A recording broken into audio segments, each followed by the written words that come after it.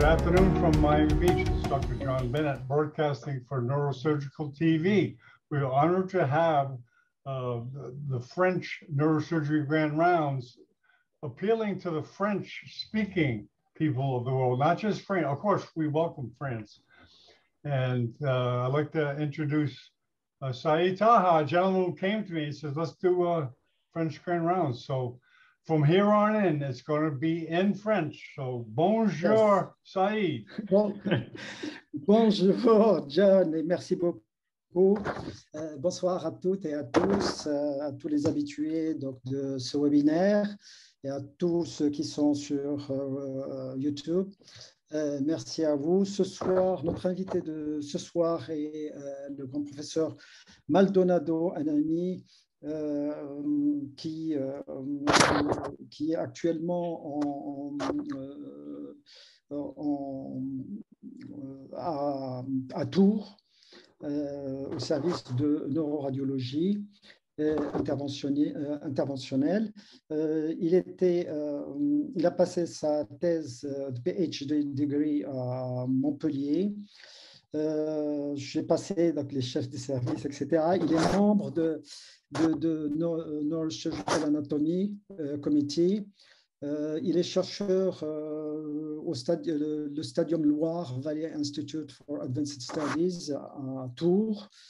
Et il est neuroradiologue interventionniste au niveau à Tours. Il va nous traiter ce soir la substance blanche hémisphérique. Bienvenue, Igor, et à toi. Il y a un problème de son? Unmute. Yes. Yes, yeah. Merci beaucoup, Saïd. Merci beaucoup de l'invitation et de cette introduction. Je fais juste un petit commentaire. Alors, j'ai plus la responsabilité du service de nos radiologies interventionnelles à Tours. Ça fait quelques mois d'ailleurs que je me consacre beaucoup à la recherche sur la substance blanche au laboratoire d'anatomie. Je sais, moi je suis professeur d'anatomie à la base et j'étais très touché par ton invitation.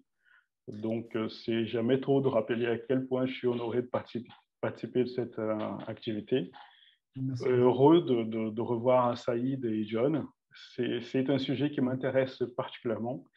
C'est un thème qui a des applications diverses dans différentes disciplines, la neurochirurgie, la neuroanatomie, même la neuroscience cognitive et la rééducation. Et c'est quelque chose qu'en ce moment est à la frontière de la connaissance. Car on a des concepts, je vais vous montrer quelques-uns, qui sont des concepts qui sont encore en construction. Et par conséquent, ils sont actualisés tous les jours. Donc, merci beaucoup. C'est vraiment un thème qui j'ai du plaisir j'ai éprouvé du plaisir à en discuter. Tu es chez toi, donc j'espère que ce ne sera pas la dernière fois.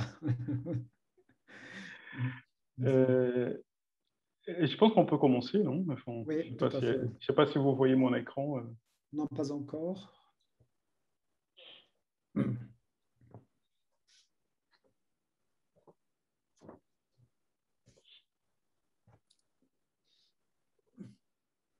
Elle est déjà partagée, je crois, non? Donc, normalement, oui, mais on ne la voit pas. Peut-être. John? Ouais, c'est bon. Là, oui, d'accord. Okay. Yes, it's perfect. Allez, donc on y va. Bon, avant de commencer à aborder l'anatomie elle-même, je voudrais rappeler l'importance de l'anatomie fonctionnelle de substance blanche hémisphérique. Comme la plupart des spectateurs sont des neurochirurgiens et des internes en neurochirurgie, je trouvais que la meilleure façon de faire cette introduction était avec des situations courantes de chirurgie cérébrale. Alors, le premier exemple est celui-ci que je vais vous montrer ici. Voilà, donc celui de la lobectomie temporale. Donc, beaucoup d'entre nous ont déjà été confrontés à cette situation d'une lobectomie antérolatérale classique avec hypocompactomie pour une tumeur ou pour l'épilepsie. Et le patient manifeste un défaut du champ visuel du cadran supérieur contralatéral. Et comme vous le savez, cela est lié à une section non intentionnelle, évidemment, des fibres des radiations optiques, ce qu'on appelle le tractus géniculo-calcarin, anciennement appelé les radiations de Gratiolet. Alors, je vais mettre un petit pointeur que je puisse montrer quelques structures de temps en temps.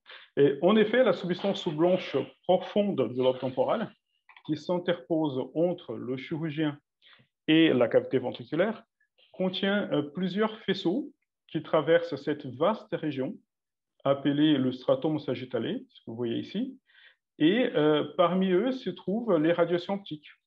Alors, de haut en bas, nous avons les fibres destinées à la partie antérieure de la lèvre supérieure de la surcalcarine, puis celles qui sont destinées au pôle occipital, enfin celles destinées à la partie antérieure de la lèvre de la surcalcarine, et finalement, vous avez cette disposition qui est constante d'un individu à l'autre, et de sorte que la rétinotopie qu'on va retrouver ici, elle est très précise. Donc, les fibres pariétales, oh, mon pointeur ici, les fibres pariétales, elles vont correspondre donc au quadrant inférieur contralatéral, progressivement de la périphérie jusqu'à la macula. Les fibres temporales vont répondre au quadrant supérieur, progressivement de la macula jusqu'à la périphérie du champ visuel. Alors, cela signifie que lorsqu'une lobectomie s'étend vers l'arrière, nous pouvons avoir effectivement une atteinte du champ visuel qui va être contralatérale et va être supérieure, plus ou moins vaste ou plus ou moins proche de la macula, selon le degré des déconnexions des fibres temporales. Alors, lors d'un abord de l'atrium ventriculaire, cette région ici, donc au plus postérieur, vous pouvez aussi déduire la localisation du défaut du champ visuel en fonction de la localisation de l'abord. Et évidemment, c'est facile à comprendre qu'une section verticale ici sera toujours plus délétère pour le champ visuel qu'une section horizontale. Alors, un autre exemple très classique, c'est celui de la chirurgie d'un insula. Dans ce cas, un gliome de bas grade, si c'est une simulation chez le cadavre qu'on a fait au laboratoire avec un abord transoperculaire frontal. Et c'est une situation où nous aurons plusieurs éléments fonctionnels dont la profondeur du champ opératoire. Certains sont à peine visibles ou pas du tout. Nous avons par exemple le faisceau fronto-occipital inférieur, que nous voyons ici, le faisceau muciné, et dans la profondeur, en fait, dans la périphérie, région périphérique et supérieure de l'abord, périphérique et supérieure de la cavité opératoire, nous aurons des fibres du faisceau arqué, bien cachées là-dedans, et des fibres de projection, y compris motrices, dans la transition entre la capsule interne et la corona radiata. Alors, un dernier, on parle beaucoup aujourd'hui de ce cas de figure que je vais vous présenter avec l'avancement des techniques de cartographie corticale et sous-corticale, c'est la chirurgie du carrefour dominant. Alors, vous voyez ici un petit gliome, et malgré les petites dimensions, l'intervention peut être difficile parce que cette zone, elle est entourée de structures allocantes, telles que le cortex sensoriel primaire, la région de Wernicke, et même en profondeur, vous aurez des éléments importants de la substance blanche. Et le principal est celui que nous identifions ici, autour du sillon limitant dans l'insula. Or, on n'a aucune tractographie dans ce cas, mais on n'a pas besoin pour savoir que c'est le faisceau arqué qui était au fond de cette cavité. Même s'il y avait un corps de la tumeur ici, l'exérèse serait très certainement interrompue parce qu'à ce moment-là, le patient nous a fait des paraphasies phonologiques très reproductibles pendant les simulations électriques. Alors, l'étude de l'organisation de la substance blanche est un sujet qui, en général, il est peu abordé dans les cours d'anatomie en général. Même dans notre pratique chirurgicale, radiologique, nous avons tendance à être beaucoup plus précis pour tout ce qui concerne la substance grise. Et on peut imaginer, enfin, on peut dire que c'est vraiment le cas dans notre raisonnement au quotidien en ce qui concerne notre diagnostic topographique, la rédaction de nos rapports, ou même quand nous essayons de comprendre les symptômes neurologiques d'un patient donné. Alors, bien qu'il y ait des études anatomiques sur la connectivité, enfin, l'anatomie des faisceaux datent de plus de 3 siècles maintenant, il y a une raison principale pour expliquer pourquoi cette compréhension est relativement moins précise au niveau de la substance blanche qu'au niveau de la substance grise. L'explication, elle est méthodologique plutôt. Elle est liée au fait que les faisceaux macroscopiques qui sont formés par les fibres de substance blanche, qui correspondent donc à des groupes d'axones qui sont visibles avec des techniques spéciales et ne sont pas visibles avec les techniques anatomiques standards et avec les techniques radiologiques conventionnelles. Alors, je voudrais dire un mot à propos de Klingler, l'individu que vous voyez en haut à droite à l'écran. Très intelligemment, il avait observé l'effet de l'augmentation du volume de l'eau lorsqu'elle était congelée. Et puis, il a déduit qu'en rajoutant une étape intermédiaire de congélation aux préparations anatomiques, la cristallisation de molécules d'eau et de formol à l'intérieur du tissu cérébral pouvait légèrement disperser les éléments de la substance blanche et la rendre dissécable. Alors, la congélation augmente aussi le contraste entre la substance blanche et la substance grise.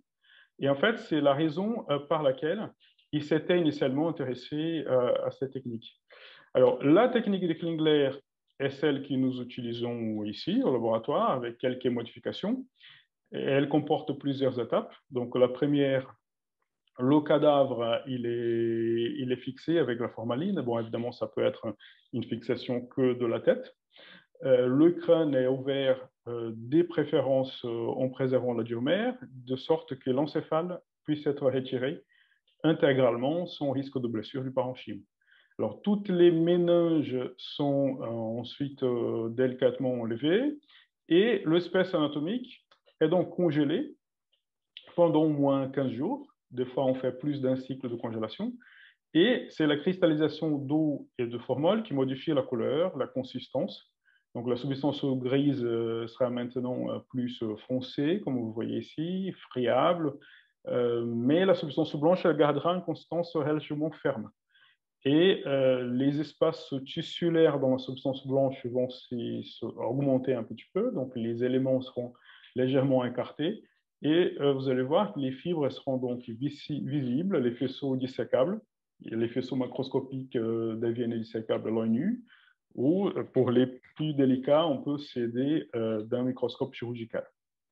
Alors, le résultat, c'est qu'avec un peu de patience et du temps, on peut suivre les groupes de fibres tels que vous voyez ici pendant plusieurs centimètres. Et même, on discutait, les analyser, les classer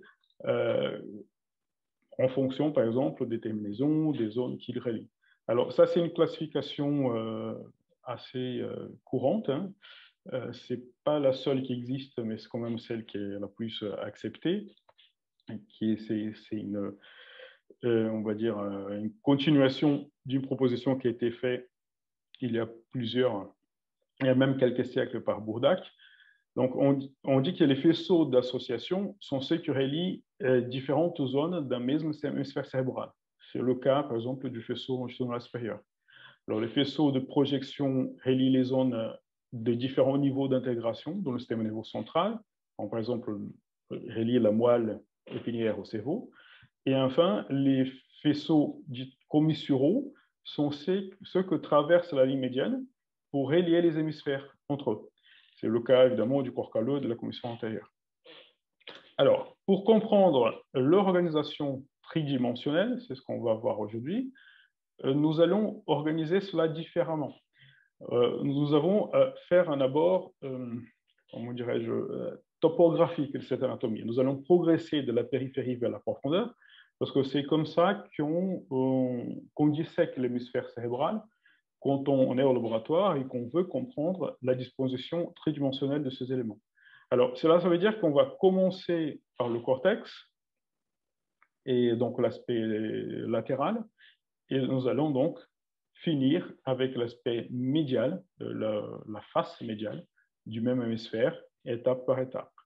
Alors, bon, on y va. Voici un spécimen qui a été préparé pour la dissection des fibres à l'aide de la technique Lingler. Donc, on a une face latérale. Ça, c'est un hémisphère, un spécimen que j'aime beaucoup parce que il est comme dans les livres. Enfin, il y a très peu de variantes anatomiques. Donc là, bon, comme je vous ai dit, les ménages ont été enlevés. On reconnaît les sillons, les gyries. Donc, on se retrouve dans l'anatomie, ce qui est très important parce qu'au fur et à mesure qu'on va avancer, on va détruire les étapes précédentes. Donc, on voit là, je vais remettre mon pointeur. Sillon latéral. Oh, pardon. Sillon latéral. Oh, ça ne marche pas, mon pointeur. Sillon latéral. Sillon central. Donc, lobe frontal, pariétal, temporal. Donc, dans le lobe frontal, il y a 2 sillons qui délimitent 3 gyries, frontal supérieur, moyen inférieur. Pareil dans le lobe temporal, gyrus temporal supérieur, moyen et inférieur. Notez que le plus souvent, le sillon temporal supérieur il est continu, il n'est pas interrompu, mais tandis que le sillon temporal inférieur est le plus souvent interrompu. On distingue dans le lobe pariétal, donc le gyrus central, supramarginal, angulaire, donc le lobule pariétal inférieur, le sillon intrapariétal est ici. Je ne peux pas voir, John, le lobe occipital parce que j'ai vos caméras qui sont dessus, donc je ne peux pas accéder. Mais normalement, vous voyez dans le lobe occipital, même ce lobe-là qui est souvent présente beaucoup de variantes, dans ce spécimen, on distingue bien trois gyries en occipital, supérieur, moyen, inférieur. Alors, on voit aussi, de façon aussi très typique, ça c'est relativement constant, ce qu'on appelle l'oméga de la main, qui va donc nous aider à retrouver la région centrale, l'ossyon central, l'aire somatotopique qui va correspondre à la motricité et la sensibilité de la main. Et après, si on peut passer beaucoup de temps en regardant cette anatomie, on trouvera aussi d'autres indices, comme par exemple le pli de passage entre le gyrus précentral et les gyries frontales supérieures et frontales moyen, qui sont toujours présents et qui nous aident donc à retrouver le gyrus précentral. Alors, on va donc avancer vers la profondeur, la substance blanche. Et la première chose qu'on va remarquer, c'est que nous ne pénétrons pas immédiatement dans le centre synovial. Il y a d'abord une couche de substance blanche qui est ferme. Elle est différente du cortex qui était rendu friable par la préparation. Mais là, enfin, on sent qu'il n'y a pas qu'un changement de coloration, il y a aussi un changement de consistance. Et on a cette couche qui est lisse à la profondeur des sillons, comme vous pouvez voir, et qui est un peu rugueuse au niveau du sommet des circonvolutions ou au niveau du sommet de chaque gyrus. Alors, si on fait un peu d'agrandissement, on comprend pourquoi c'est comme ça. Donc, cette couche sous-corticale, elle est constituée d'une infinité de fibres qui sont orientées transversalement ou légèrement obliques, recouvrant chaque sillon, comme vous voyez ici. Et c'est vraiment un très grand nombre. Et la partie visible de ces fibres, elle se termine au niveau des sommets des circonvolutions. Alors, c'est pas toujours qu'on le voit comme ça, si bien évidente, mais elles sont toujours là. Alors, elles reçoivent des différents noms dans la littérature, les fibres d'association courte, les fibres intergirales, les fibres arquées, ou simplement les fibres sous-corticales. Alors, pour avancer, il va falloir les enlever. Et donc, c'est ce que nous avons commencé à faire avec ce spécimen. Et à noter que rapidement, on a la présence des fibres longues, orientées horizontalement, dans le lobe frontal et pariétal. Et c'est ce que nous voyons donc sur la partie latérale du centre osseomoval, c'est-à-dire qu'on commence à ne plus avoir des fibres d'association courte, on est en train de plonger dans le complexe longitudinal supérieur, qui est le plus important élément du groupe des faisceaux d'association du centre osseomoval. Il est volumineux, c'est la raison par laquelle on parle souvent de segmentation, de classification, de le diviser en sous-parties.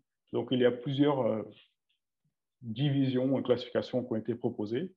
Elles ont été initialement basées sur des études de traçage radioisotopique chez le singe, mais aussi beaucoup par le tenseur de diffusion. Donc, on distingue plusieurs composants. Alors, vous le connaissez certainement la plupart. Donc, on distingue le faisceau arqué, donc qui va faire le tour du sillon limitant de l'insula et qui va connecter le lobe frontal au lobe temporal en passant par le lobe pariétal. Et dans la portion horizontale, on va distinguer 3 éléments, au moins, qui ont été appelés SLF1, SLF2 et SLF3. Ils ont reçu plusieurs noms. Hein. C'est une histoire qui est encore en construction, donc à chaque fois, ça évolue, il y a des propositions. On peut les appeler aussi SLS 1, 2, 3, des systèmes longitudinaux supérieurs. On peut les appeler segments dorsal, majeur et ventral. Et donc là, on se retrouve avec une classification, avec une division en 4 sous-éléments.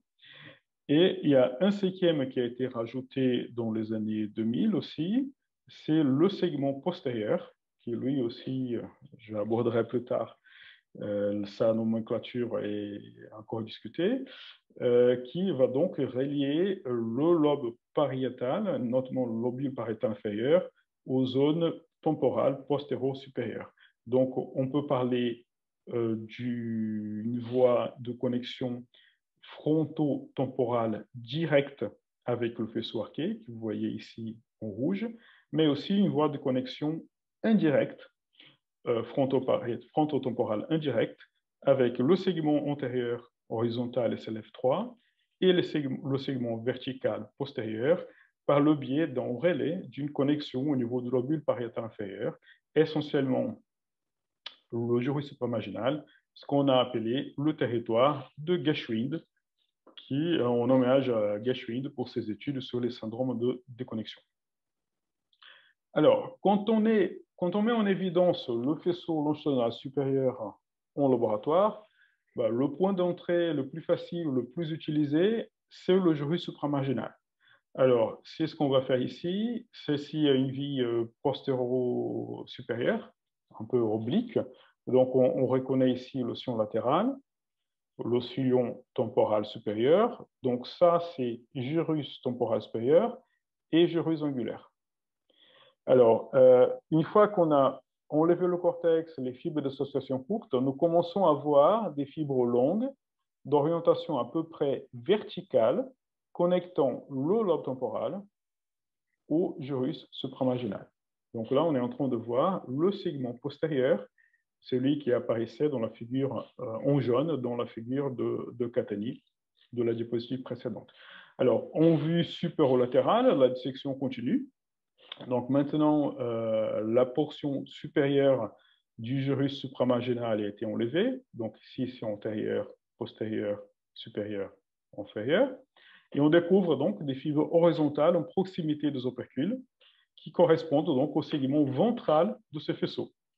Et ce que Macris a appelé SLF3. Alors, c'est en s'enfonçant dans la substance blanche qu'en proximité du sillon limitant de l'insula, donc ça veut dire qu'on est profond aux opercules, on est pratiquement au niveau de la base d'implantation des opercules, c'est là qu'on trouvera les fibres arquées très longues qui feront le tour de la vallée sylvienne, du lobe frontal ou lobe temporal. nous voyons, comme il croise dans sa partie antérieure, une structure un peu verticalisée, oblique, qui a été appelée le frontal was length tract, donc le faisceau frontal oblique, dont la présence dans le cerveau humain n'a été que récemment reconnue. C'est un faisceau qui est beaucoup moins volumineux et qui connecte directement le gyrus frontal supérieur au gyrus frontal inférieur, y compris l'AMS, la motrice supplémentaire, et l'après-MS. Alors, on peut aussi faire l'inverse, c'est-à-dire on va faire l'ablation de tout ce qui est en proximité des opercules, mais en préservant ce qui est au-dessus. Donc, on voit des groupes de fibres horizontales, fronto-pariétales. C'est relativement difficile de disséquer celles-ci. Et elles sont à peu près en regard de F2, du gyrus frontal moyen. Et c'est donc le SLF2 ou le SLS2 ou encore le segment majeur du complexe longitudinal supérieur. Alors, il existe un peu de confusion dans la littérature, comme je vous ai dit. Il y a plusieurs bons papiers sur le sujet. Bon, je vous ai mis ici quelques exemples, mais il faut que je détaille juste un petit peu ça, parce que certains auteurs utilisent le terme faisceau arqué comme synonyme de faisceau longitudinal supérieur. Pardon. Je touché quelque chose.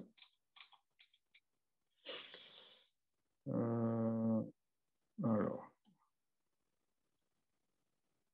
Voilà. Alors, ça, c'est une tendance qui existait dans le passé, parce que enfin, les anciens anatomistes comme Bourdac, de Gérine, enfin, ils n'ont pas vraiment fait la différence entre un faisceau arqué et les segments horizontaux. À chaque fois qu'on décrivait le complexe longitudinal supérieur, on se référait à cette structure de substance blanche comme une seule structure. Mais au fur et à mesure qu'on a avancé dans le niveau de détail, les propositions de terminologie, elles ont commencé à apparaître. Le problème, c'est que pour le moment, on n'a pas de nomenclature officielle et parce que tous ces segments, ils ne sont pas cités par la terminologie anatomique. Donc, il serait très long de vous présenter toutes les variantes. Donc, j'ai choisi d'utiliser aujourd'hui les termes les plus habitués, les plus consacrés. Mais si vous voulez faire un peu de lecture, ça, c'est quelques exemples qui, voilà, notamment, il y a une proposition de nomenclature, enfin, docteur franco-italien. Celui-là, c'est un papier très intéressant. Alors, je vous ai montré le SLF3, on regarde l'opercule fronto-pariétal, donc le segment ventral. Je vous ai montré le SLF2, on regarde F2, et le SLF1, où est-ce qu'il est? Il serait le long du bord supérieur de l'hémisphère, n'est-ce pas? Or, il se trouve que chez l'homme, cette région, elle est croisée par un grand nombre de sillons transversaux, relativement profonds. Et c'est aussi ce qu'on voit dans cette coupe qui a été réalisée le long du bord de l'hémisphère, avant et après ablation de la substance grise. Cela signifie qu'on a une grande richesse des fibres d'association courtes de part et d'autre d'un cœur central dans cette région du bord supérieur de l'hémisphère, un cœur central qui est formé par des fibres de projection, des fibres commissurales, des radiations calleuses qui montent. Et par conséquent, c'est extrêmement difficile de disséquer ici et on n'a pas de faisceau horizontal long, individualisable chez l'homme, dont l'épaisseur de F1 jusqu'au lobule pariétal supérieur, au moins pas par cette technique. Donc, on ne retrouve pas ce qui a été suggéré par l'autoradiographie chez le singe. Bon, d'accord, nous sommes en train de nous enfoncer dans la substance blanche hémisphérique par la face latérale, mais nous avons peut-être oublié quelqu'un qui était caché au fond de la vallée sylvienne, c'est l'insula. Donc, en écartant les lèvres de la vallée sylvienne, on reconnaît son sommet, ses gyrés, les gyrés courts, le gyrus ou les gyrés longs, le sillon central de l'insula, l'apex, donc la partie qui sera la plus latérale et superficielle qui va s'approcher du point sylvien intérieur. Donc, c'est la partie qu'on voit souvent quand on commence une dissection de la vallée sylvienne, parce qu'il y a au niveau du point sylvien intérieur une espèce de lac de LCR ici. Et on va procéder pour l'insula de la même manière. C'est-à-dire, on commence par l'ablation du cortex et on aperçoit la présence de cette couche de substance blanche lisse sous-corticale relativement ferme en analogie à la face latérale hémisphérique. Donc, nous sommes en train de voir la capsule extrême, mais dans toute son splendeur. Parce qu'on a l'habitude de voir la capsule extrême. En imagerie, on coupe. Donc, on enlève. Et là, on voit donc les groupes de fibres très longues qui commencent à apparaître. Mais avant, on est obligé de croiser une lame fine, irrégulière, de substance blanche ici. Ben, c'est le claustrum, c'est ce qui reste du claustrum. C'est parce que le claustrum, il est tellement fin et délicat qui, pendant la section, il part avec les fibres de la capsule extrême et ensuite il partira avec les fibres de la capsule externe. Alors, il nous reste quelques petites îles de claustrum ici. Et là, aussi une chose qui est très intéressante, c'est qu'on voit même un petit peu par transparence un noyau qui est de l'autre côté et qu'on devine ici déjà par cette fenêtre, qui c'est le putamen. Alors, on voit ici dans cet autre spécimen, donc à la face latérale du putamen bien exposé, encore une fois les résidus du claustrum qui, enfin, comme je vous ai dit, est enlevé le plus souvent en même temps que les fibres. Alors, remarquez qu'en proximité du limen de l'insula, on va voir ici, en chirurgie, enfin même laboratoire, l'artère cérébrale moyenne, enfin, le M1 va être ici, en fait, la transition M1-M2. Et on voit que juste derrière, donc le limen, on a une plus grande épaisseur de la capsule externe. En réalité, la capsule externe déborde dans la capsule extrême. Et ceci est dû à la présence de deux faisceaux d'association, de faisceaux longs d'association, très importants. Un, c'est le faisceau inciné à direction fronto-temporale, et l'autre, un peu plus en arrière, c'est le faisceau fronto-occipital inférieur qui va plonger dans le lobe temporal. Il va aller très loin en arrière. Il est moins visible ici, mais il est bien visible dans ce spécimen où il a été isolé.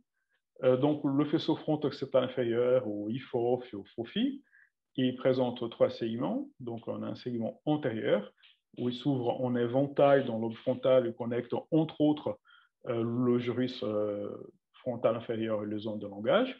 Un segment moyen rétréci, plus compact, là le cerveau traverse le pédoncule, le faisceau traverse le pédoncule temporal, et en arrière du faisceau ancienné qui est là un peu caché, et ensuite il va se continuer avec un segment postérieur qui va gagner cette vaste région qu'on a commenté au début, c'est le stratum sagittale. Et donc, il va passer latéral et en fait, il va faire partie de la paroi latérale de l'atrium ventriculaire. Donc, ça veut dire que si je ponctionne ici, j'aurai du LCR parce que je suis au niveau de l'atrium ventriculaire.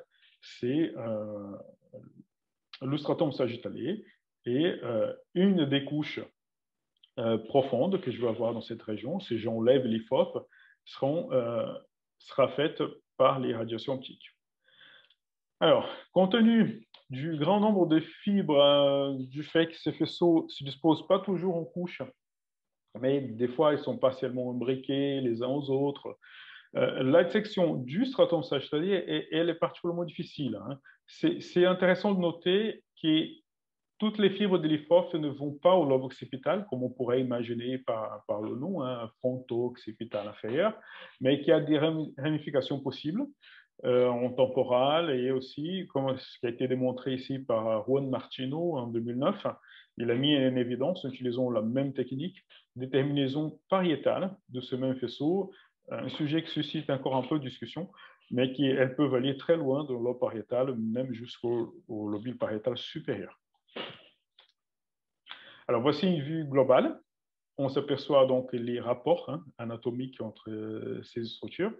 Donc, on voit encore une fois une cinée, hypophyse, les fibres centrifuges de la capsule externe, face latérale du putamen. Ici, le long du bord inférieur de la section, le faisceau longitudinal inférieur, ce qui reste de l'arcée, la transition entre la capsule interne et la corona radiata. On a vu que dans cette région, on va trouver le faisceau frontal tract, le faisceau frontal oblique. Donc, voilà, on a plusieurs éléments qui, des fois, sont, on va dire, moins évidents à concevoir quand on regarde simplement une coupe sur une préparation anatomique et standard où on n'a pas fait une préparation pour visualiser les fibres, ou même une coupe morphologique standard en IRM. Alors, donc, on a beaucoup travaillé dans le centre ovale, un peu dans le lobe temporal là, pour cette dissection, mais il y a quelque chose que je voudrais faire remarquer, c'est que ici on est relativement profond au niveau du lobe temporal. Remarquez que là, les éléments que je vous montre, l'hypophyse, par exemple, il est en train de plonger dans l'insula. Donc, ça veut dire que tout l'opercule temporal a été enlevé, le planum temporal, etc.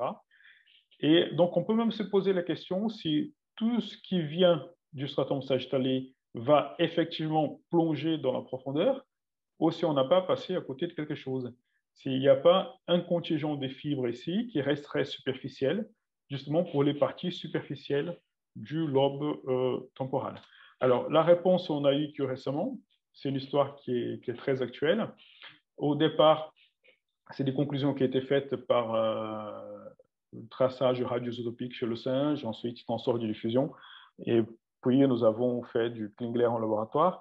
La dissection délicate montre que les fibres d'association, quelques-unes, ne se tournent pas vers l'intérieur, mais continuent à un niveau assez superficiel dans le gyrus temporal supérieur et le planum temporal. C'est un concept qui on va dire récent chez l'homme. On le connaissait avant sur le singe, ça avait été bien décrit sur le macaque rhésus. C'est le faisceau longitudinal moyen. Et comme vous pouvez imaginer, maintenant, il y a beaucoup de discussions par rapport à quoi ça sert. Il relie donc le lobe temporal au lobule pariétal inférieur et au lobe occipital. Et encore une fois, toutes ces terminaisons ne sont pas encore décrites. Il y a beaucoup de discussions. Moi, particulièrement, je ne crois pas trop aux terminaisons dans le lobule pariétal. Notamment dans le lobule pariétal inférieur pour ce faisceau. Mais bon, c'est un bon exemple pour se rendre compte comment il y a encore du travail à faire en anatomie de la substance blanche. Alors, on progresse de plus en plus vers les zones profondes. Donc, voici une vue latérale. On est dans la même région, donc toujours on voit un peu de stratum sagittale ici. Et on reconnaît un pédoncule cérébral, l'écoliculi, on reconnaît un nerf crânien, voilà, par un coupé ici, c'est le nerf optique, un chiasma un peu en oblique, la bandelette optique au tractus optique, le corps genouillé ou géniculé. Et on voit tout ça, toutes ces fibres qui vont vers le lobe occipital. Il s'agit donc des radiations optiques qui cheminent au son de la même région, le stratum sagittale, avant de gagner les lèvres de la supralcarine, qui sont donc de l'autre côté de la dissection. Alors, on va jeter un coup d'œil sur une vue inférieure, un autre spécimen. Donc, on reconnaît encore une fois nerf optique, chiasma, qui a été coupé évidemment, tractus optique, corps genouillé, géniculé latéral. Ensuite, il y a une partie qui bombe vers l'arrière ici, c'est du thalamus. Donc, c'est le pulvinar. Et plus arrière, en dedans, on va voir la lame tectale du mésencéphale, on va voir le splénium. Et j'aimerais vous faire remarquer que une partie du trajet, là, récurrent autour de la corne temporale, donc formée par la boucle connue comme boucle temporale, boucle de Meyer, Pour pouvoir le disséquer, pour pouvoir l'exposer, il a fallu ouvrir largement le ventricule, travailler à l'intérieur de la cavité et enlever le pendyme. Donc, c'est en enlevant le pendyme qu'on va pouvoir voir ça. Sinon, ça sera lit, on ne va pas pouvoir reconnaître grand-chose. Et quand on enlève le pendyme, on trouve d'abord une fine couche de fibres qui sont plutôt verticalement orientées, sont plutôt dans ce sens-là. Et c'est quand on les enlève ensuite qu'on va voir les radiations optiques. Alors, cette couche dont je vous parle correspond au tapetum. Alors, pour mieux comprendre le tapetum, regardons ce qui se passe de l'autre côté de la paroi ventriculaire. On était ici. Alors, on voit ici un corps calleux qui est isolé, en vue latérale. On reconnaît ces sous-parties, hein, rostrum, genou, corps, isthme. Et le splénium, il est caché derrière ces lames de substance blanche ici, à direction verticale, ou un peu oblique. C'est le tapetum qui dérive du corps calleux et tapisse la face latérale de l'atrium ventriculaire et la corne occipitale du ventricule. Alors, c'est la couche la plus profonde de la substance blanche de la paroi de l'atrium ventriculaire. Donc, elle sera médiane à cette région qu'on a tant parlé, le stratum sagittalé. Alors, on va revenir à la face interne. Donc, l'atrium ventriculaire vu sur la face interne, couple parasagittal. Donc, l'épendyme est complètement enlevé ici et on a disséqué le corps calleux pour suivre ces fibres inférieurement sur la paroi ventriculaire. Voilà, c'est ce que ça donne quand on voit le tapetum dès l'intérieur du ventricule. Alors, bon, d'accord, mais qu'est-ce que se passe maintenant dans les régions qui sont... Pardon, encore, qu'est-ce que je fais? Voilà, dans les régions qui sont au-dessus du corps calleux. Alors, évidemment, elles vont aussi recevoir de radiation calleuse. Hein, tout ça, ces régions-là vont recevoir des radiations calleuses. Ils sont très importantes, en fait. C'est encore plus important que les radiations ventrales en volume. Et en effet, elles vont donc rejoindre le gyrus frontal supérieur, la région centrale, dans sa portion supérieure, le lobule pariétal supérieur, précnéus sont très abondantes. Et ces fibres remontent verticalement pour gagner toutes ces régions en dedans de la corona radiata qu'on voit ici. Et les deux couches sont partiellement entremêlées. Alors, quand on enlève la corona radiata et on laisse le corps calleux, on remarque qu'en faisant l'ablation de la paroi ventriculaire ici, on a enlevé également les radiations calleuses ventrales, des directions plus horizontales ou descendantes ou inférieures, ou même les fibres qui étaient vraiment en train d'aller vers la profondeur de l'hémisphère ou de descendre autour de la cavité ventriculaire. Donc, c'est pour cette raison que vous avez cet aspect pointillé ici, et qui correspond évidemment au toit du ventricule latéral. Alors, voici une vue supérieure, avant la séparation de la corona radiata des radiations calleuses. Donc, l'avant est en haut, hein, postérieur en bas, et on voit donc le petit forceps, le rostrum. En arrière, on a le grand forceps, le splénium sera donc là. Et donc, vous voyez, on voit même ici, on a agrandi, espèce de disposition en couche, mais ce n'est pas tout à fait couche parce que ces fibres sont beaucoup entremêlées, on le voit bien en section. Les fibres de la corona radiata, très verticales, qui dérivent de la capsule interne, les radiations calleuses dorsales. Et ce que vous voyez ici, qui est uniquement partiellement disséqué, c'est l'oscingulum, ou le faisceau singulaire, qui a été laissé en place et qui est en train de y poser, il se repose sur le corps calleux. Alors, on le trouvera à l'intérieur du gyrus singulaire. Et compte tenu de cette situation posée sur le corps calleux, les fibres des radiations calleuses dorsales, hein, qui descendent de tous ces gyri-là, plus supérieurement situées, comme par exemple les fibres qui vont vers la région centrale supérieure, donc de la jambe, par exemple, pour pouvoir gagner le corps calleux et croiser la ligne médiane, il va falloir qu'elle plonge et qu'elle passe sous le faisceau singulaire pour pouvoir aller de l'autre côté. Alors, Dans ce même spécimen, nous avons aussi coupé, enlevé quelques éléments pour pouvoir bien voir le fornix dans son trajet. Donc, vous avez ici dès la fimbria de l'hippocampe, en fait, jusqu'au corps mammillaire. Ici, c'est la même chose, mais on a isolé les éléments qui nous intéressaient. Donc, vous avez le fornix avec ses piliers postérieurs, crus fornicis, le corps, segment horizontal, on trouvera également l'échange de fibres avec le fornix contralatéral. Raison par laquelle le fornix est à la fois un faisceau de projection, d'association, mais aussi commissural. Le pilier antérieur, colonne du fornix, il croise la commissure antérieure en passant immédiatement en avant du foramen de Monro. Et la plupart des fibres, donc, passera en arrière de la commissure antérieure. Seulement une petite partie passera en avant, c'est relativement variable, ceci, et va se continuer jusqu'au tubercule mammillaire, dont une part, d'où part un petit faisceau pour le thalamus antérieur, donc noyau antérieur, c'est le faisceau mammillothalamique, et les radiations thalamiques, à leur tour, vont projeter, s'irradier vers la face, sur la face la plus interne de la capsule interne et de la corona radiata par des bandeaux de substances blanches, comme vous voyez ici, jusqu'au gyrus singulaire.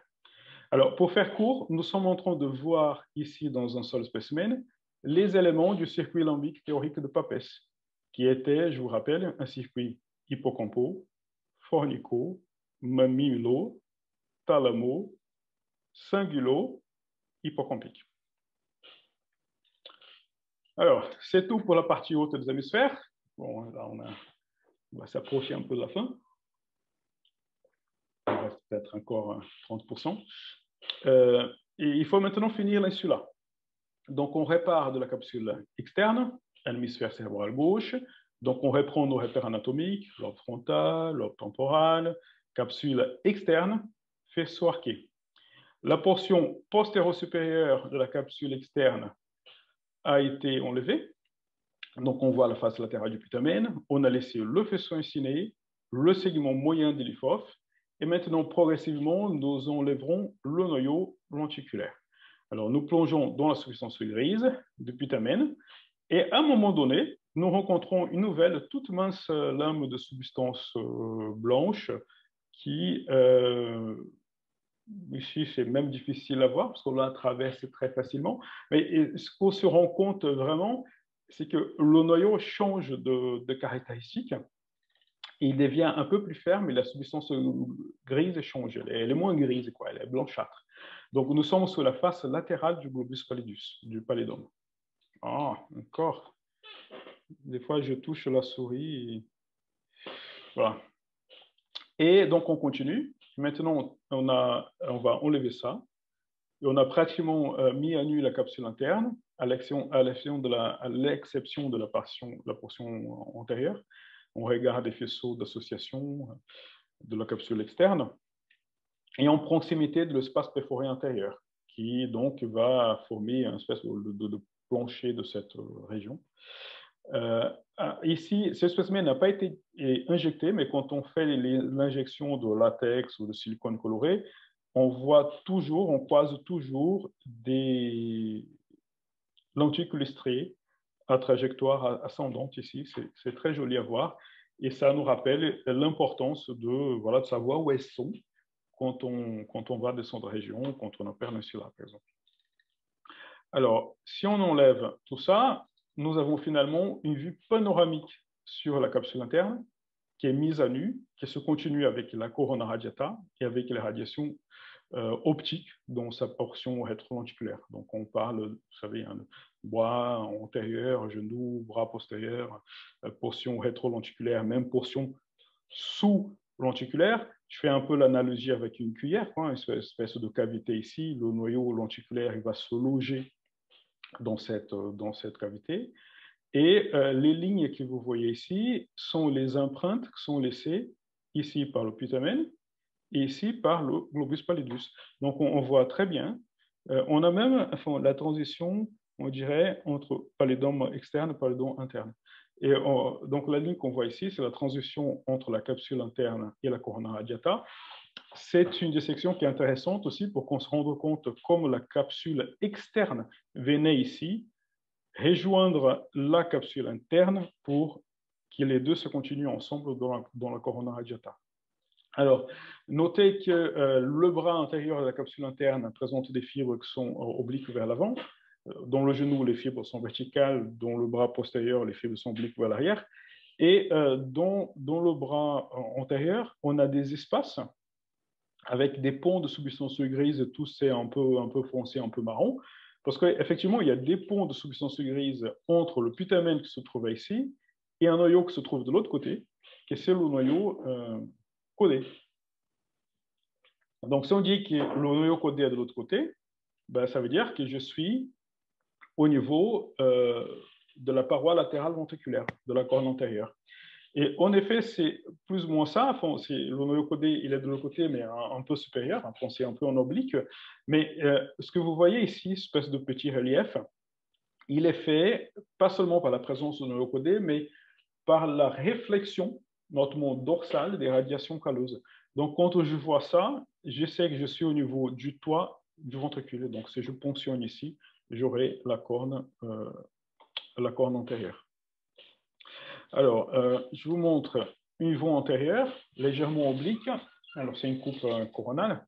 Donc, on reconnaît ces rapports anatomiques. On voit le corps calleux, le ventricule latéral, le noyau codé, c'est sur le corps, c'est pas la tête du noyau codé. Et on voit donc, dans cet angle, on retrouve une zone de substance blanche qui s'étend antéro-postérieurement. Il s'agit d'un endroit où il y a beaucoup de discussions pendant longtemps. Il y a encore quelques papiers qui discutent cette région. Parce que, enfin, il y a un tel faisceau fronto-occipital supérieur qui a été décrit, et c'est un faisceau sous-calleux, faisceau de Muratov, il y a plein de discussions. C'est encore une zone un petit peu controversée. Mais maintenant, nous savons qu'il n'y a pas vraiment de faisceau long horizontal identifiable ici, au moins pas en dissection des fibres. C'est plutôt un fin bandeau de substance blanche sans organisation fibrillaire vraiment nette. Mais quand on enlève, quand on dissèque cette région, on voit qu'elle est occupée par la prolongation des radiations thalamiques antérieures et supérieures qui tout simplement s'épient vers l'avant. Alors, je préfère le détailler parce qu'on se pose souvent la question, si on parle d'un faisceau fronto-occipital inférieur, IFOF, on se dit oui, si inférieur, il doit avoir un supérieur. Pourquoi on ne le détaille pas? Bon, voilà, c'est ça l'explication. Alors, donc cette vue introspective, encore une fois, elle est très utile pour qu'on se rende compte des rapports anatomiques. Pas toujours très évident. Donc là, dans cette vue, on reconnaît l'IFOF, le faisceau insiné, ce qui reste du faisceau arqué, capsule interne avec toutes les empreintes, là, ce qui reste du putamen. Les lenticules striées vont pénétrer ici. Ici, j'aurai l'espace perforé antérieur. La transition, donc capsule interne corona radiata. Et donc, je sais qu'aussi, également, je vais trouver des radiations calleuses qui vont venir comme ça. De l'autre côté, j'aurai un noyau codé, ventricule, etc. Alors, là, c'est plus proche de la fin. Je crois vraiment que nous sommes en train de vivre, en quelque sorte, l'histoire de l'anatomie fonctionnelle. Et la substance blanche. Je trouve que c'est quelque chose d'un peu que je ne sais pas comment le dire, mais je trouve que c'est très intéressant, surtout concernant les faisceaux d'association. Vous avez pu voir, même en l'année 2021, nous discutons encore de la disposition tridimensionnelle des fibres, de leur terminaison, même de l'existence de certains éléments. On peut dire que chaque jour, il y aura du nouveau. On peut même oser dire que c'est une anatomie qui doit être maintenant considérée comme une évolution, et quoi qu'on fasse, par exemple, quand on discute de la nomenclature, enfin, il faut qu'on reste, qu'on ait une mentalité ouverte et que les propositions soient prêtes à évoluer. Par contre, je pense aussi que c'est une anatomie qui doit être considérée dorénavant comme obligatoire pour le chirurgien cérébral, pour les internes en formation et même dans ses aspects généraux pour les étudiants en médecine. C'est vrai qu'avec les techniques radiologiques ou anatomiques conventionnelles, on ne voit pas grand-chose. Hein, je mets ça exprès ici comme exemple.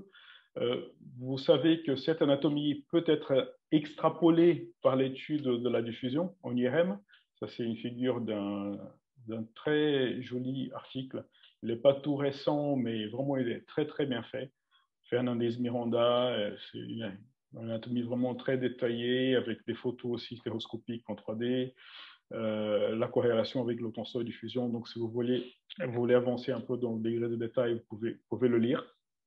Alors, ça se lit pas en une fois, je pense. Mais cette technique-là ne sera pas toujours disponible. Notre patient n'aura pas toujours bénéficié de la tractographie.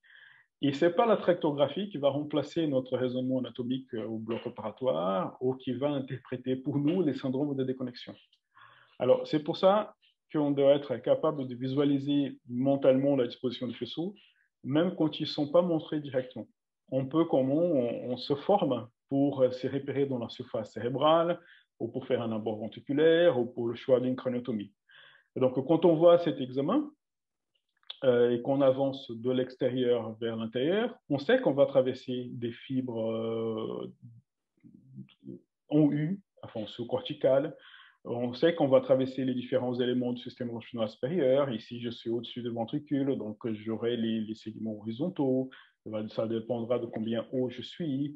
Ensuite, si je m'approche de la ligne médiane, j'aurai la corona radiata, j'aurai des radiations calleuses. Si je suis un peu plus bas, j'aurai le faisceau singulaire. Et quand finalement on rajoute à cette anatomie, ça c'est la morphologie, tous les centres corticaux et sous-corticaux avec leurs aspects fonctionnels, on est en train en fait de transformer notre image mentale morphologique pure vers une conception de réseau qui est organisé, qui est dynamique, qui est plastique. Oui, d'accord, c'est du nouveau, c'est difficile, mais c'est comme ça. Et c'est de cette histoire que je parle. Donc, je pense qu'elle est loin d'être finie.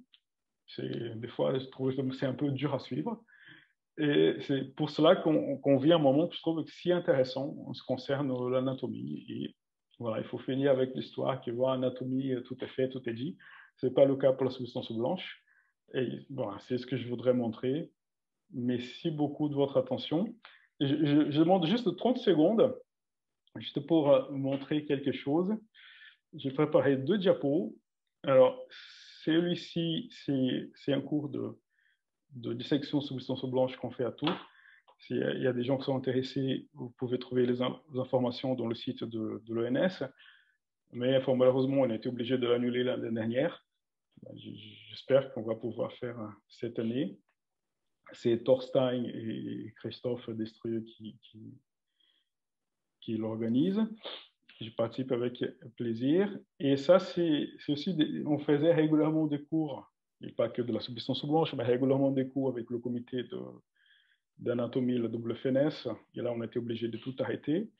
Donc, on a converti un peu ça en webinaire. C'est l'approche est un peu différente. Ici, c'est de l'anatomie, on va dire, très appliquée.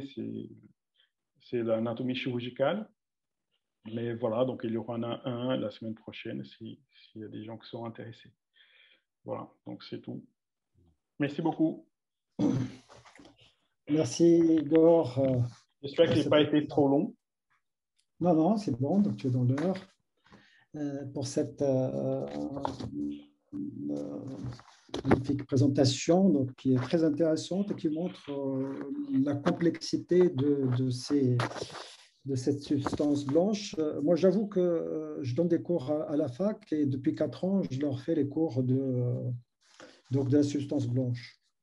Même si ce n'est pas dans le sujet, donc je ne peux pas passer. Donc, je parle de ces fibres blanches. La substance blanche reste quand même une région, comme tu l'as bien dit, donc en évolution. Donc on est dans une période de transition, donc qui va, je pense, bouleverser toutes nos connaissances jusqu'à maintenant. Ce n'est pas une raison de laisser tomber. Je pense qu'il faut suivre cette démarche, cette progression et la philosophie de cette démarche. Et en pratique, ça a évolué notre prise en charge, notamment au niveau des tumeurs cérébrales. Comme le dit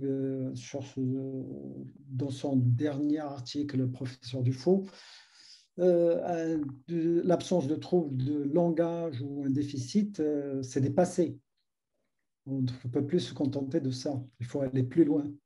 Cognition, métacognition, etc. Donc, je pense qu'il aura l'occasion d'en parler lui-même. Mais c'est très important de connaître cette anatomie et merci beaucoup pour cette intervention. Adrien. Oui, bonjour. Bonjour, comment tu vas? Bonjour. Est-ce qu'on a des questions? Non, je ne vois pas de questions. Je pense que je remercie moi aussi le professeur Maldonado pour cet exposé très complet et très didactique. Je ne vois pas de questions pour l'instant. Si quelqu'un veut prendre la parole, bien sûr, vous êtes les bienvenus. Il suffit d'activer votre caméra et votre micro. Bonjour à tous. Est-ce que je peux intervenir? Oui, bien sûr.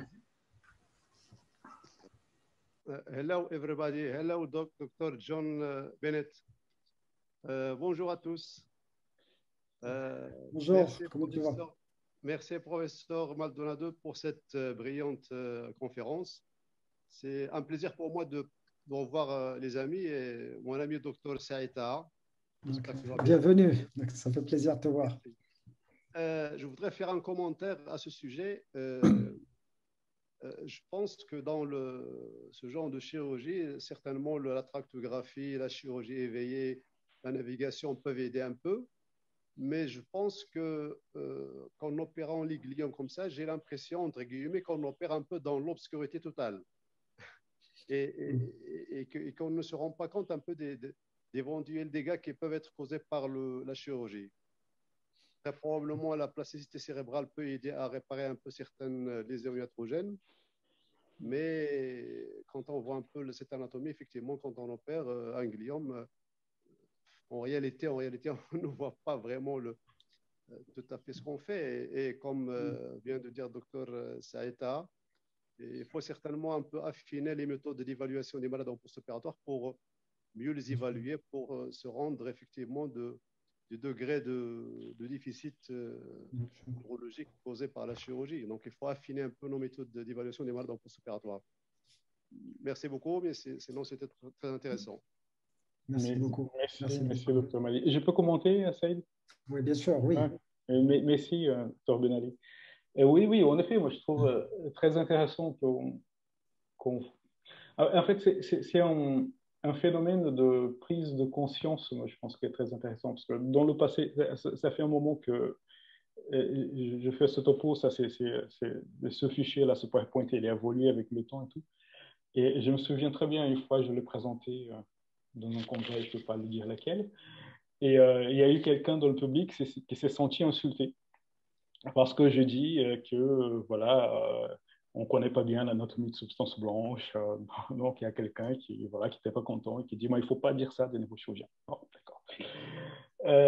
Et en fait, oui, en effet, on peut avoir cette sensation d'obscurité. Je pense que c'est une raison de plus pour se dire, bon, voilà, allons voir l'anatomie, allons travailler un peu en laboratoire, c'est extrêmement important. De ne pas se fier uniquement à la tractographie, même si on a la tractographie en intraopératoire, parce qu'à partir du moment où on fera la craniotomie, qu'on aura le brain shift, on va perdre beaucoup nos repères. Je crois que là, on est un peu dans l'obligation de savoir, d'avoir une image mentale de la disposition tridimensionnelle des faisceaux, savoir où ils sont par rapport aux repères anatomiques du patient. Et on est aussi dans l'obligation de passer ça pour la génération à venir. C'est exactement ce que tu disais, Saïd. Parce que si on ne parle pas à des jeunes, voilà, ça ne doit pas les encourager. Si on ne parle pas à des très jeunes, comme les étudiants en médecine, ça veut dire qu'ils ne vont jamais entendre parler. C'est par nous qu'ils vont entendre parler. Si on ne parle pas... Et moi, je pense que ça va avancer encore plus. Moi, tu disais, bon, si on met les aspects fonctionnels, ça devient encore plus... il y aura beaucoup de variables, ça devient un peu plus difficile. Mais c'est absolument nécessaire et ce n'est pas que dans la neurochirurgie. Parce que là, je pense que l'étude des syndromes de déconnexion avance à une vitesse incroyable. Et je vois, par exemple, qu'on n'utilise pas beaucoup et pas régulièrement ces concepts anatomiques dans l'interprétation de signes et symptômes de l'AVC, par exemple. Oui. Donc, traditionnellement, il y a beaucoup de choses. Bon, je ne veux pas dire que rien n'a été fait. Ça aurait été une hérésie, évidemment. Il y a beaucoup de choses qui ont été décrites, syndrome de l'éco-sélection, etc. Mais je pense que là, on est en train d'avancer dans une connaissance anatomique de la substance blanche qui est une démarche un peu, ou même beaucoup neurochirurgicale, des neurochirurgiens, mais avec des applications aussi dans la neurologie. Donc, il y a l'exemple type, c'est la Aslant Tract. Avant, on se posait plein de questions sur ce mutisme, cette akinésie post-opératoire. Donc là, on commence à mieux le comprendre et on est rassuré quand on a un déficit, on sait qu'il va récupérer. Il faut de la rééducation pour les troubles de la parole. Parfois, on est surpris par quand même, il y a une part d'ombre de cette récupération. Moi, j'ai eu des patients qui ont récupéré 2 jours ou le lendemain et d'autres 3 mois. Oui. Donc, c'est à peu près le même niveau de résection, même limite. Ouais.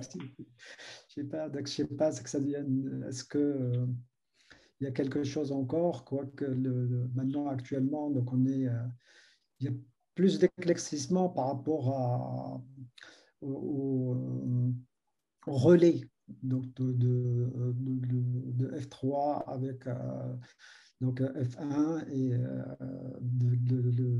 pour l'air pré-SMA, post-SMA, donc les projections vers les striatomes, puis donc le reste.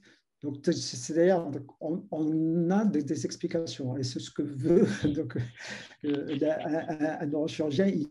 On est médecin, on aime bien comprendre un peu les choses. Mais les choses donc, vont en s'accélérant. C'est-à-dire, je pense la progression qui se fait, elle est énorme, surtout ces dernières années. Donc, peut-être que à l'époque, une progression sur une thématique, ça prenait plusieurs siècles avant d'évoluer. Maintenant, l'information se tasse, donc il y a énormément de recherches et c'est vrai qu'on n'arrive pas à se trouver de quelle, surtout aussi la nomenclature. Donc, qui prête à confusion parfois. Donc on est un peu perdu. Mais je pense qu'il faut pas baisser le bras, il faut continuer dans même si on n'a pas compris, donc il faut donc toujours chercher ce qui a été fait pour ne pas être largué. C'est parce qu'il n'y a pas de pire que d'être largué. Oui, c'est clair, c'est clair. Et justement, c'est le genre de choses qui... je parle encore de cette histoire d'avoir une image mentale, justement, pour ne pas être perdu, ne pas être largué. Parce qu'au bloc opératoire, ce que nous allons voir, et que c'est très important, mais franchement, je ne pouvais pas tout montrer aussi dans une heure, c'est les aspects fonctionnels. J'ai montré quelques-uns, parce que je pensais que c'était le plus pertinent. Mais quand vous êtes, par exemple, sur un insula et que vous voyez des paraphasies sémantiques sur la topographie de l'IFOF, si vous ne connaissez pas l'IFOF et si vous ne l'imaginez pas mentalement, ça restera de paraphasie sémantique sur le patient. Mais si vous avez une image mentale de l'IFOF, là, vous commencez à intégrer le réseau dans votre tête. Et là, vous allez comprendre mieux certains mécanismes. Alors, tu parlais, par exemple, de la récupération pause-AMS. Ben, tu as aussi les connexions calleuses de l'autre côté. Tu vois, et après, tu as très bien dit, chaque cerveau est un cerveau différent. Voilà, donc, c'est cette idée de médecine un peu personnalisée là, qui est très à la mode en ce moment. Et voilà, donc c'est un peu ça. C'est aussi reconnaître cette anatomie de substance blanche et reconnaître l'anatomie individuelle du patient avec les aspects fonctionnels individuels du patient. C'est-à-dire, moi, je regarde mon IRM, moi, je trouve mes repères, bon, il y a l'oration, machin, il y a telle veine qui va m'aider, et j'essaie de retrouver cette anatomie chez le patient, et la cartographie sous-corticale, c'est de la physiologie individuelle, donc on est en train d'aller dans cette direction. Donc, je ne sais pas s'il y en a d'autres questions. A priori, pas d'autres questions. Oui, comme le disait Aïd Ben Ali, donc il faut aussi peaufiner les tests psychologiques. Donc, et ça reste quand même un problème parce que moi, je sais qu'on a quelques difficultés d'avoir de façon constante des neuropsychologues. Et plus, donc, on va, donc ça va être une obligation. Donc, il faut avoir une équipe de neuropsychologues qui connaissent d'abord ce que c'est que la chirurgie éveillée, donc les différents tests, et aller encore plus loin, comme j'ai dit tout à l'heure, ce que actuellement le professeur Dufault, dans son dernier article, donc c'est-à-dire il va plus loin en disant que les gens qui ont été qu'on sait qu'il va peut-être récidiver un jour, va avoir probablement une deuxième intervention. Donc, il veut vivre, c'est-à-dire il veut vivre complètement, donc il ne veut pas que le déficit moteur ou le trouble de langage, c'est au-delà. Il va garder donc, toutes ses capacités intellectuelles. Donc, c'est une autre exigence, ce qui est très bien. C'est-à-dire, c'est pas parce qu'il parle qu'il n'a pas de déficit moteur qu'on est très bien, donc on est heureux. Et pour ça, il faut une bonne équipe qui fait les tests qu'il faut pour détecter ces déficits. Le niveau d'exigence augmente. Hein. C'est sûr. Ouais. On a une autre responsabilité aussi. Hein.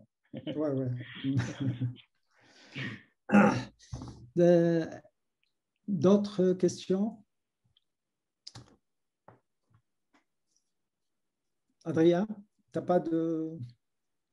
Non, je n'ai pas d'autres questions.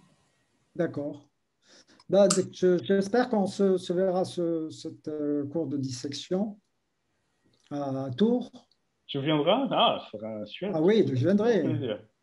Je viendrai avec plaisir. Et puis, on discutera un petit peu donc, de notre projet aussi. Oui. Et qu'est-ce que je voulais dire donc, il n'y a pas d'autres collègues qui... Marc Bittner, donc, j'ai un neuroradiologue très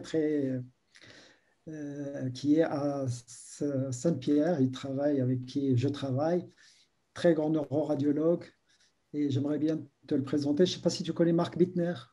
Non. Non. Marc, est-ce qu'on peut... J'essaie de me connecter. Ah oui, super, Marc. Attends, je trouve comment faire. Ben, tu es en bas, tu as voilà, vidéo. Voilà, ouais, vidéo. Bon. Ouais, super. Bonsoir, merci d'être présent. Bonjour. C'est un plaisir. Monsieur Moldanolo, superbe présentation, super formateur, très intéressant. Merci beaucoup. Voilà.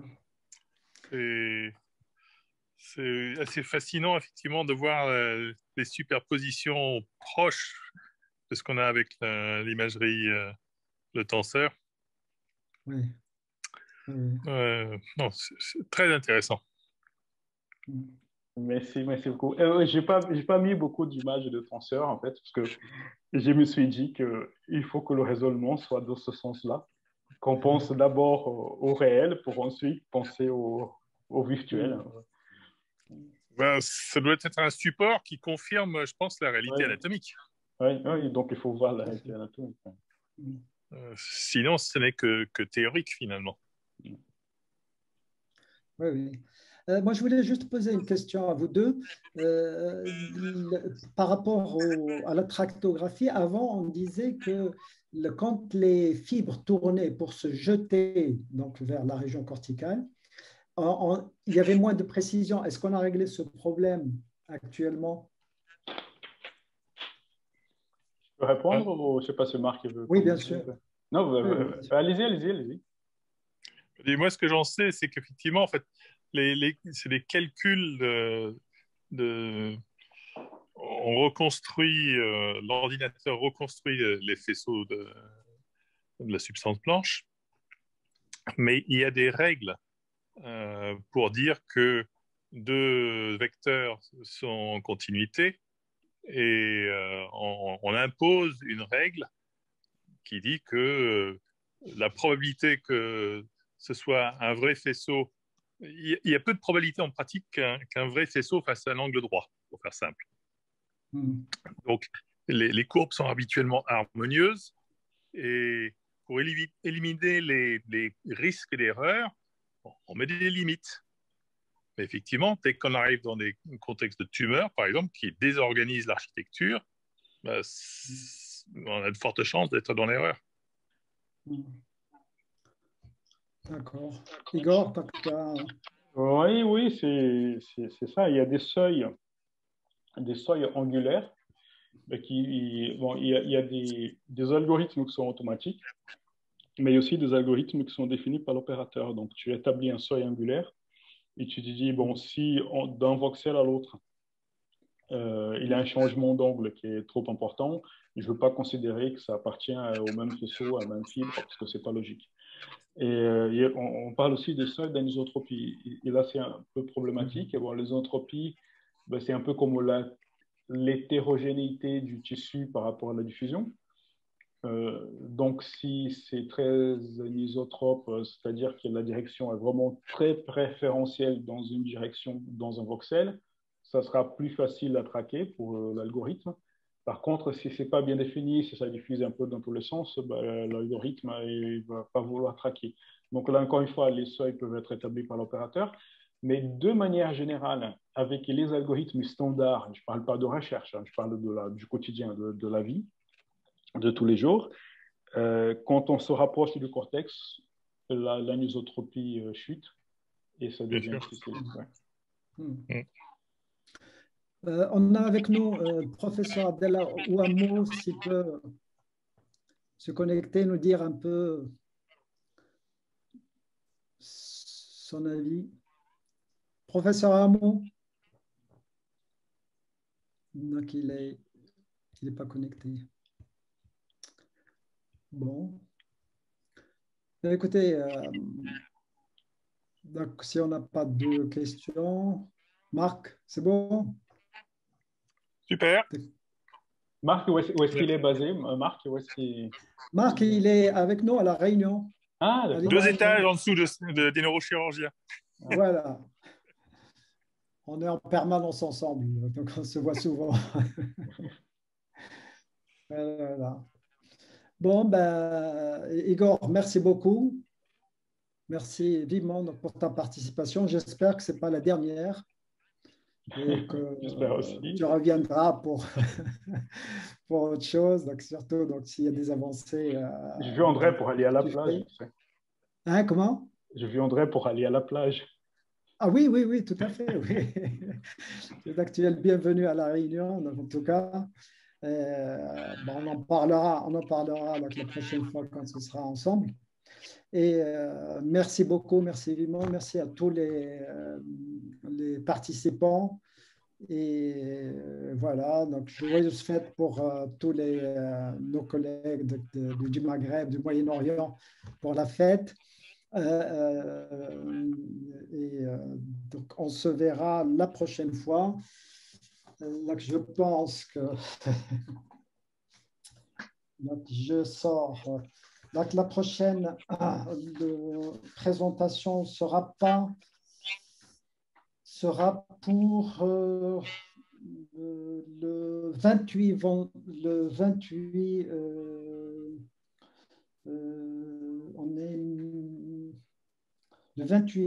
non, oui, c'est le 28, vendredi 28 mai. Ça sera le professeur Hugues Roche qui va parler des méningiaux pétroclivaux. Bon. Voilà. Super. Bon, merci beaucoup. Super, tout le monde. Merci beaucoup. À bientôt. À bientôt. Merci de ce webinaire. Docteur Kaboulou, donc je n'ai pas fait gaffe. Merci, John. Yeah, I'd like to thank. Thank you very much. Yeah, I'd like to Yes, thank. Dr. I'd like to Kaboulou. thank.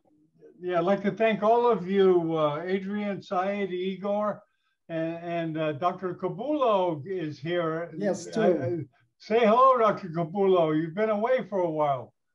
Sure. Bonsoir à tous. Je m'excuse, j'étais en retard. J'avais une confusion par rapport au temps. Je croyais que c'était à 19h, heure de la RDC. Malheureusement, c'était la même heure. Voilà. Mais il y a la vidéo. Il y avait la vidéo qui est disponible. Ça va. Je vais suivre la vidéo sur YouTube. OK, super. Donc, thank you so much, Dr. Bennett. Okay, I want to show you, gentlemen, before you go, one event that you may be interested in. It's a pediatric neurosurgery series that's going to start on Tuesday in conjunction with the CAANS of Egypt and South Africa.